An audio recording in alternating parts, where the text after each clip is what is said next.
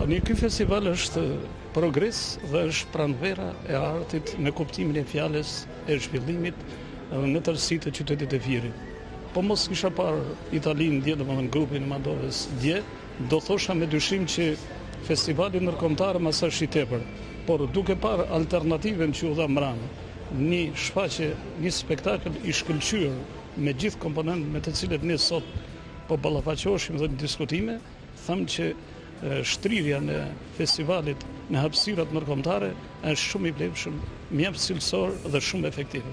Për faktin sepse aktorët, artistët, drejtuesit ballafaqohen me vlera të papara, me vlera që vejnë në mendimin njëri tjetrin për ta quajtur artin përpara në frymën bashkëkohore.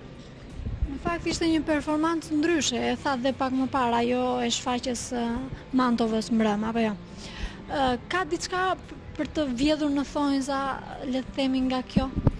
Unë kam parë edhe shfaqjet e tjera dhe në Itali dhe në vendet e tjera dhe teatrin ata e konceptojnë shumë shfaqje. Ka dhe teatr, domethënë tradicional në tematikë dhe në regji, por ka dhe teatr spektakël, siç ishte ai Mrami, por ka dhe teatr me këngë e tjera të gërshetura që këtu mund të mësojnë shumë, jo vetëm regjisorët, ata autorët e teksteve, por sidomos aktorët, që aktori duhet jetë i përgatitur, jo vetëm për këngë, për valle, me zërin e tij të mrekullueshëm, me interpretimin, pra duhet jetë kompleks.